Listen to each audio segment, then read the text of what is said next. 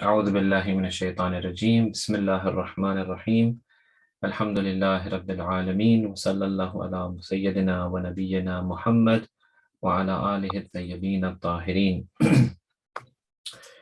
Respected elders, brothers, sisters, Assalamu alaikum wa rahmatullahi wa barakatuh. This is our, I believe, fourth session on Ziyarat Jamia Kabira, and we have reached the following: wa Mukhtalafal al-Malaikah. Mukhtalafal al-Malaikah, again, it continues with the same rule that we had described last week, in the sense that there is atf going on. What was atf? Atf was bringing the previous meaning into the current phrase without necessarily mentioning the same words. So we are still saying Assalamu alaikum ya, and then Mukhtalafal al-Malaikah. So peace be upon you, the Mukhtalafal al-Malaikah. From a grammatical point of view, the word Mukhtalaf is again isme makan, like last week we had mawdi al-risala. This is isme makan from ikhtilaf, from the root of khalafa. Mukhtalaf means a place where things come and go. A place where things come and go. So this phrase means, peace be upon you, O Imams of Ahlul Bayt, you are the place where angels come and go. Agha Jawadi explains something very nice. He says that you can only have a mukhtalaf, a place where things come and go, if that happens very regularly and a lot. If it just happens a few times, someone comes and goes from one place just a couple of times, for example, that place cannot be termed as mukhtalaf.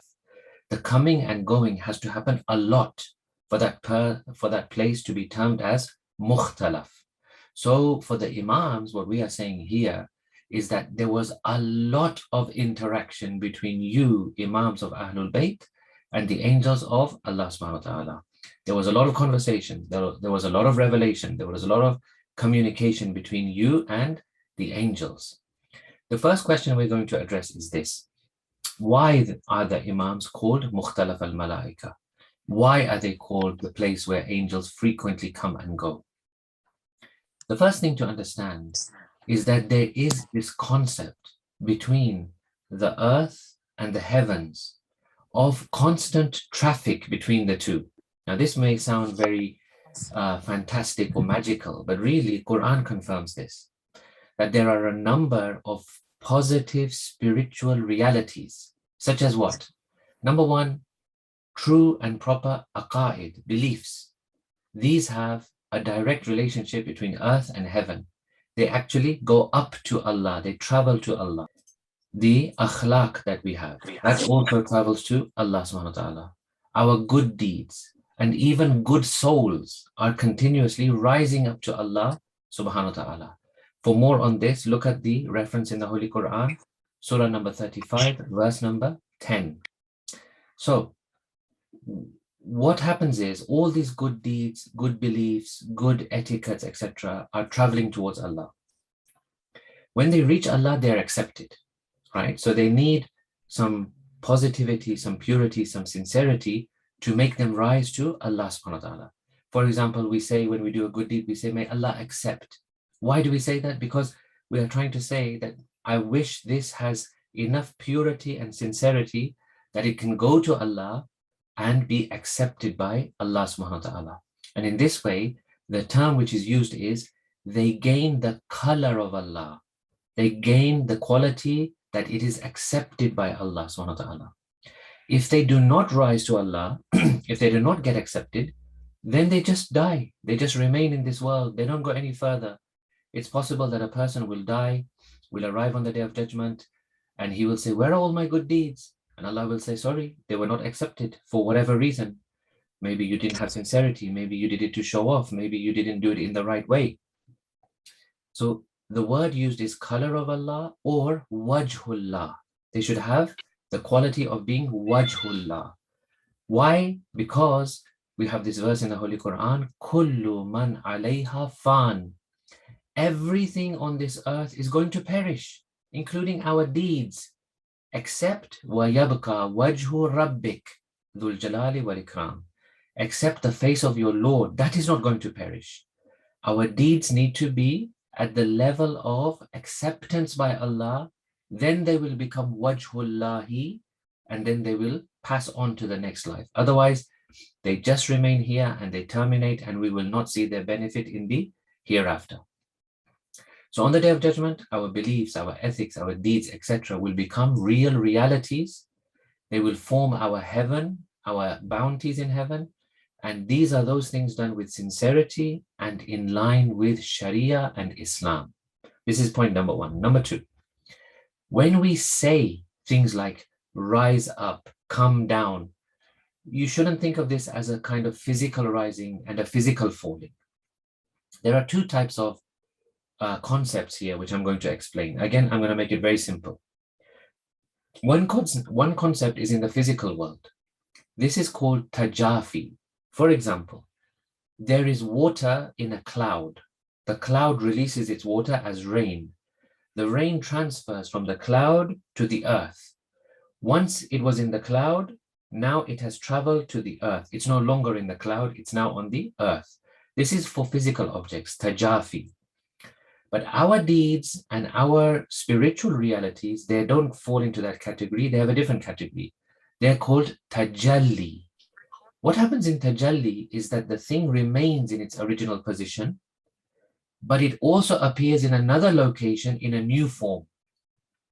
The best example for this is an idea. An idea is in my mind, but then I can put it into words on a piece of paper, and then I can actually articulate it in verbal form. Has it left my mind? No, it's still in my mind, and it's also on the paper, and it's also coming out as words. This is tajalli.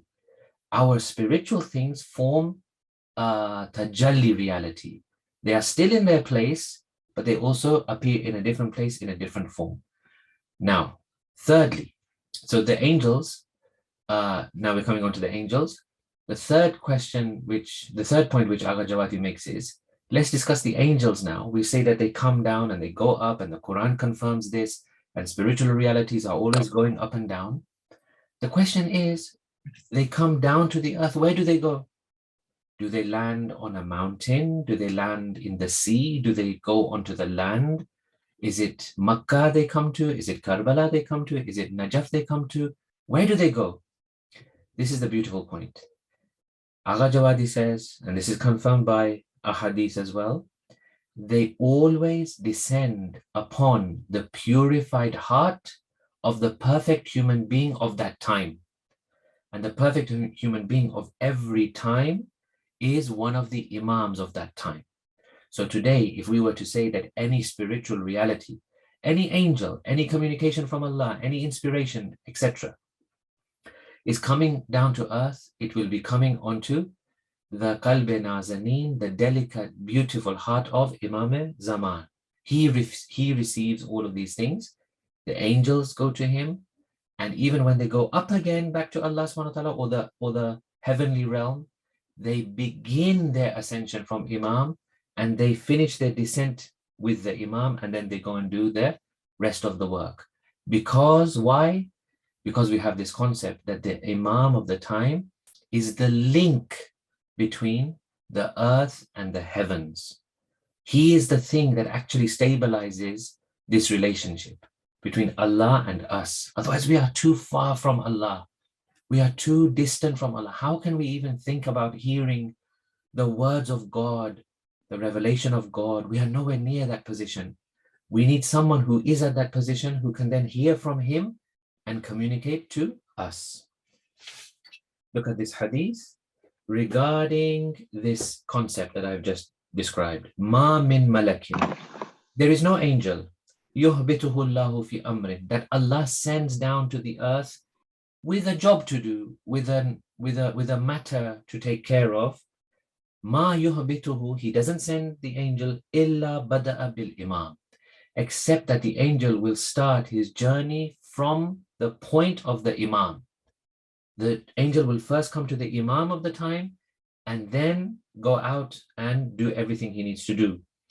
فَعَرَضَ ذَلِكَ عَلَيْهِ. Allah presents these angels to the imam. وَإِنَّ مُخْتَلَفَ الْمَلَائِكَةِ. And the place of coming and going of the angels, مِنْ عِنْدِ اللَّهِ تَبَارَكَ وَتَعَالَى, from Allah subhanahu wa ta'ala, إلى صاحب هذا الأمر, is to the Imam of the times, the Sahibul Amr. He is the one that acts as this bridge between heaven and earth. He is the one who acts as this intermediary between us and Allah subhanahu wa ta'ala. In Dua Nudba, we recognize this reality. What do we say in Dua Nudba? Aina babullahi alladhi minhu yu'ta. When we are lamenting that we don't have our 12th Imam with us, we ask this question: where is the gate of God from which they may enter? Where is that gate of God? We need some kind of gateway to reach Allah subhanahu wa ta'ala because we're too far. We need someone to help us along. We need someone to direct us and channel us towards Allah subhanahu wa ta'ala. So the angels take orders from the Imam, they do his bidding, they do what he commands them, and he directs them. Where is this the most apparent? It is the most apparent on Laylatul Qadr, Shab Qadr. The night of Qadr is the maximum time that this thing happens, this reality takes place.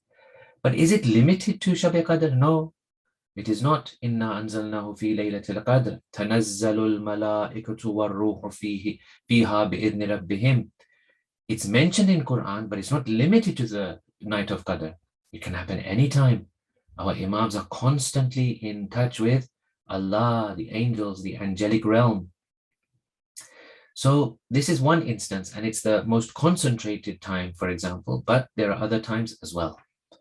Is this only limited to the Imams? No, it is not. Even Janab Fatima, salamullahi alayha, had this quality of being in touch with the angels. Look at this hadith from Imam Ja'far as-Sadiq alayhi salam. He says, Kana Jibra'il ya'atiha fayuhsinu aza'aha. Jibra'il used to visit Hazrat Fatima and even used to give her condolences ala abiha, on the death of her father after the Holy Prophet passed away. Jibra'il would come and even offer his condolences to Hazrat Zahra. وَيُطَيِّبْ نَفْسَهَا وَيُخْبِرُهَا عَنْ أَبِيهَا. He would give her even news about her father in the hereafter. وَيُخْبِرُهَا بِمَا يَكُونُ بَعْدَهَا. He would even tell her of future events that were going to happen after even she passed away. فِي ذُرِّيَّتِهَا. About her children and her future generations. وَكَانَ عَلِيٌّ عَلَيْهِ السَّلَامُ يَكْتُبُ ذَلِكَ. And while these conversations between Jibra'il and Bibi Fatima were going on, who was there? None other, of course, than Amirul Mu'mineen, sitting there on the side, writing down these conversations, writing down this news which Jibra'il was bringing. فَهَذَا مُصْحَفُ Fatima. And this became known as the Mus'haf of Janab Fatima, the book of Fatima, which we believe has gone on to pass hand to each of the Imams, and now it is in the possession of Imam Zaman, Ajalallahu Ta'ala, Farajahu Sharif. So these are all realities which are happening. Imams are Mukhtalafal Malaikah.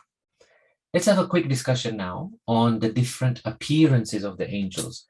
What do the angels look like? How are they? Are they what we think? For example, I'm sure if you're like me and you've grown up with Christian imagery around you, you probably think of an angel sort of like a giant illuminated butterfly, where it has large wings and a slender body. No, this is totally untrue, although we have the mention of wings, etc. But this has crept into our minds from Christian imagery. What we believe is that the angels are not physical at all. They don't have, they're not physical in their essence, although they can take on physical manifestations, as I will describe. So what manifestations do we know the angels can come in? So the first one which is mentioned in history is that Jibra'il alayhi salam sometimes used to come in the form of someone called Dihya Kalbi. Dihya Kalbi was one of the Prophet's companions who was very good looking indeed. He was very handsome. Dihya himself participated in some of the battles of Islam, and in the year 6 AH he was sent with a letter to take to the Emperor of Rome. So he was one of the emissaries of Rasulullah. Jibra'il used to sometimes come in his form and talk to Rasulullah. Sometimes the angels can come in the form of another human being. It doesn't have to be Dihya Kalbi, but in the form of other human beings. For example, Imam Ja'far as-Sadiq alayhi salam says, Marra bi abi alayhi salam rajulun. My father, meaning Imam Baqir, was in the state of tawaf around the Kaaba, and a man walked past him and tapped him on the shoulder and said, I have some questions which none but you can answer. Once my father completed the tawaf and the namaz of tawaf, he called that man over and answered his questions. When he left, my father told me, Hada Jibreel. This was Jibreel. So they have continuous, they're in touch with the angels, they have continuous link with the angels learn from our Imams. Sometimes, number 3, the angel can come in the guise of a bird. That has also been mentioned in our scriptures. And sometimes, of course, they can come and they would not be seen by anyone else except for the Imam of the time. Others didn't have the ability to see them, or they chose to not reveal themselves in those moments. Now, another question which comes up, which Agha Jawadi answers for us. At the end of the day, okay, they come, they have different appearances, they have these different things that they do. Why do they come? What's the point? Well, Agha says there are a number of reasons. One of the reasons is to show the Imam of the time the deeds of the people, the deeds of their Shias, the deeds of Mu'mineen. Yes, our deeds are in a record which are shown to the Imam of our time. He reviews them, he looks at them. When he sees something in there which pleases him, he becomes happy and he prays for us. When he sees in there something that upsets him, he gets upset, and it is us who are really hurting him, which is very, very sad indeed. Another point is that they come to deliver the events of the next year. They give the Imam all the information, the data about what's happening in the next year, such as what happens on Laylatul Qadr. Sometimes it is for conversation, to provide support, help, service, to come to the service of the Imam, to humble themselves for the Imam. This is also an honor for the angels, that they are able to come and spend time with the Imam of the time. Someone asked Imam Sadiq alayhi salam, and he quoted this verse. He said, Imam, what does this mean? وَكَذَلِكَ أَوْحَيْنَا إِلَيْكَ رُوحًا مِّنْ أَمْرِنَا. We have revealed to you the spirit of our dispensation. This is in 42:52. What does this mean, that we have revealed to you the spirit of our dispensation? Imam replies to him as follows. Imam says that this is one of the angels who has descended to the earth, and until now he's still on the earth and he has not gone back. He's still serving us, he's still around us, he's still one of these angels which Allah has appointed for this service of the Imam. And number 4, for the ziyarat. How many times have we heard the angels come to do the ziyarat of Karbala, Mashhad, other places? This is a great honor for the angels, that they're able to come and do the ziyarat and visitation of our Imams. In that regard, we have a number of ahadith which tell us about this phenomenon. One of them I'll choose from Imam Baqir. أربعة آلاف ملك شعث غبر يبكون الحسين عليه السلام. At any one point there are 4,000 angels full of dust and mourning, يبكون الحسين, crying over Abu Abdullah عليه السلام إلى يوم القيامة. And this will continue until the day of judgment. فلا يأتيه أحد, no one comes to him, إلا استقبلوه, except that these angels welcome that person. These 4,000 brilliant angels of Allah will welcome the person going to visit Abu Abdullah. وَلَا يَمْرُضُ أَحَدٌ إِلَّا عَدُوهُ. You go to Abu Abdullah, you return back to your home, for example, and you become ill. Those 4,000 angels will come and visit you during your illness. وَلَا يَمُوتُ أَحَدٌ إِلَّا شَهِدُوهُ.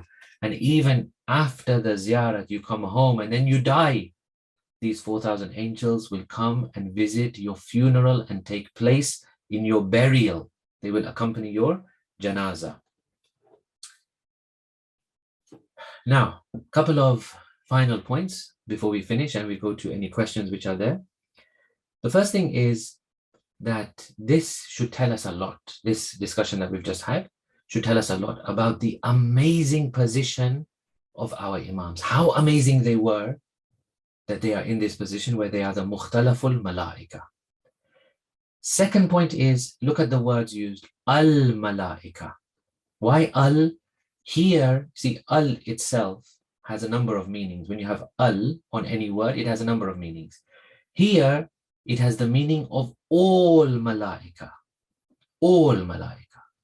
It's not just that Allah gives some to the Imams and not others, or Imams only have authority over some and not others. It's not like 20% are for the Imam and 80% are not. No. All of the angels are humbled by our Imams and they love to visit our Imams. Third point is that they were very humble in front of our Imams. And by this, I mean, actually the presence in front of the Imam was a different kind of presence altogether. Let me read to you one final thing.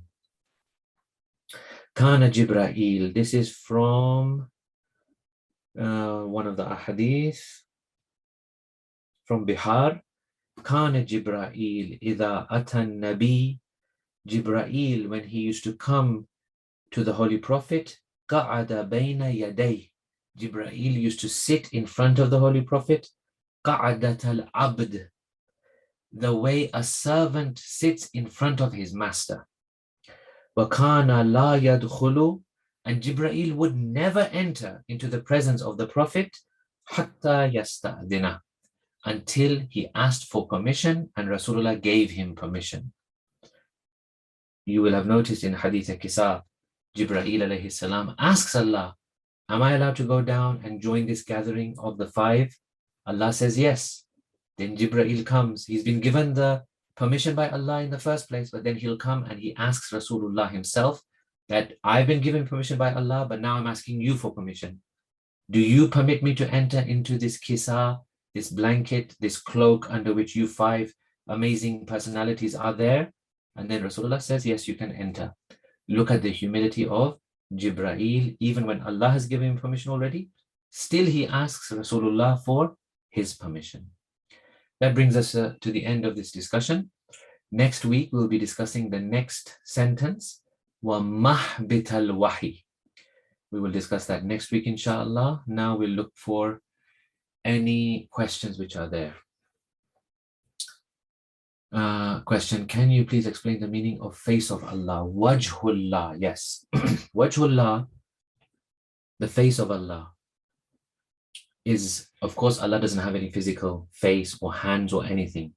Whenever we say that Allah has face or hands, we are talking about something metaphorical. So when you say hand of Allah, it means the power of Allah, for example. Face of Allah, this we take from the Holy Quran. وَيَبْكَى وَجْهُ رَبِّكَ. The face of your Lord will remain. What does this mean? It means anything that you have attached to Allah. Anything that you have attached to Allah, like your deeds, you did it really for Allah, that will remain. You did it for the sake of Allah, that will remain. You didn't have any other selfish motive, then it will remain. So it takes on the color of Allah, the face of Allah, the pleasure of Allah, qurbatan ilallah. All that is around this concept of wajhullah, that this is the face of Allah which will remain and will not perish like everything else. Assalamu alaikum, Shaykh. Alaikum salam. Please can you tell us a bit about Mus'haf Fatima? Yeah, Mus'haf Fatima is a long discussion, but essentially, very quickly, I will just cover it. Mus'haf Fatima is one of the treasures that belongs to the Imams. There are a few things that are particularly belonging to the Imams and we don't have access to them. One of them is Mus'haf Fatima. Mus'haf Fatima was that amazing collection of Bibi Fatimas. Part of it was the conversations that she had with Jibra'il. All those future events, all that knowledge, all that information was recorded there by Amirul Mu'mineen and passed on to the other Imams. There are more books out there. It will take a long time to go into depth, but this is the brief regarding Mus'haf Fatima. So this remains in the possession of our Imams, and it's there to help them and as one of their resources, really. Salams, when you mentioned the color of Allah, is that the same as Sibghat Allah? Exactly. That's the phrase in Arabic, Sibghat Allah, which is like the color of Allah. Everything we do has to have some kind of godly side to it. Sibghat Allah means color of Allah. It's in the Quran as well. But what we are trying to say, to make it simple, is that everything you do has to have some kind of godly side to it. If it doesn't have a godly side, it perishes in this world. When you die and your body is buried, those things will also be buried because it doesn't go far. To get far from this world into the hereafter, you have to attach it with Allah subhanahu wa ta'ala. It has to have a godly side. You discussed that the concept of wings of angels comes from Christianity, yet we teach in our madrasa classes that Fitrus got his wings back after touching the crib of Imam Hassan. Is this true? Let's leave the Fitrus discussion to the side at the moment. There is some disagreement about that amongst the scholars. So let's leave that aside at the moment. Wings. Quran mentions that the angels have wings. Okay. So when we say that they have wings or they don't have wings, what I mean is they don't have wings as we understand the physical wings to be, because angels are not physical creatures. So the wings are metaphorical for other things. For example, the power that they have, the elegance that they have, the grace that they have. So wings should not be understood in that when I think of an angel, I think of a kind of butterfly with wings. That's what I was trying to say. They have wings. Quran also mentions wings, but it's wings in a metaphorical sense. I have heard Revelation ended with prophet. Yes, you may have heard that, and it's true in a way, and it's not true in a way. Legislative revelation ended with the prophet, so there's no new Quran, there's no new verses of Quran. That all ended with the prophet. But revelation in its wider sense didn't end with the prophet. In the sense of guidance, inspiration, support, information, these things continue with the Imams. So it's not the same kind of revelation, but it is a revelation. Please refer to the previous weeks and you'll understand what we mean by that. I think we covered it in the previous weeks. I'm not sure if this is relevant. Are the Imams at the same spiritual level as the Prophet, i.e. 2 bows or less, so they can receive the angels as they are higher than even Jibreel? Well, we don't say that they're the same spiritual level as the Prophet, but we say they are extremely, extremely close to the level of the Prophet. These discussions are not very valuable, so we'll just skip them. It's not useful really to compare who was higher and lower, but definitely Imams are higher than all other prophets except for the Holy Prophet and all angels. Jazakallah khairan for the clarification. You're most welcome. I think that is the end of the questions, and we will inshallah see you next week. If there's any changes to the schedule, then we will let you know. Wassalamu alaikum wa rahmatullahi wa barakatuh.